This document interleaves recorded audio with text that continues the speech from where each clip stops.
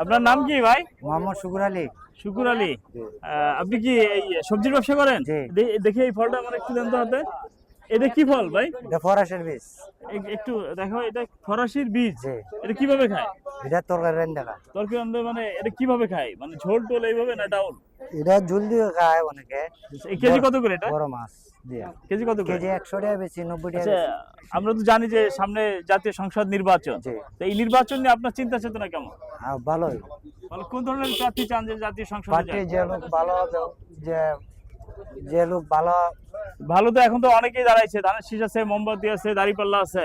মানে কাকে ক্ষমতায় গেলে আপনারা স্বাচ্ছন্দ্য বোধ করেন এবং এলাকার উন্নয়ন হবে বলে ভাবছেন? আমি তো দেখা হইলো আর হইতো না, যে যে ভালো তারপরে কাজ আপনার করে একটা মতামত সে- আছে না, ভালো তো যে কাজ করে এটা তো আগেও তো মানুষকে চেনা যায়, জানা যায়।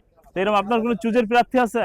প্রার্থী শুধু আমি কোনো প্রার্থী করি না। হ্যাঁ, প্রার্থিত্ব করি না ভাই। কি আপনি ভোট দিবেন না? ভোট অবশ্যই দিব। তো চিন্তা ভাবনা করেন না যে এই লোকটা ভালো কাজ করবে, জি। এলাকার উন্নতি হবে, এরকম জি। এরকম চিন্তা আছে? চিন্তা আছে। কে সে কে? সে মনোরঞ্জন মার্কেটে তখন মনোরঞ্জন মোমবাতিও আছে, মনোরঞ্জন অনেকগুলা নেতা বিঘ্ন আছে। তার মধ্যে কি মানে যেগুলো আছে এর মধ্যে আপনার চুজ কোনটা, পছন্দ কোনটা? ধরুন মোমবাতি। আচ্ছা আচ্ছা, ধরেন না, সেটা তো অন্যরকম, মানে আরো অনেক কিছু তো থাকতে পারে, তাই না? জি, আপনার ধন্যবাদ, অসংখ্য ধন্যবাদ আপনাকে।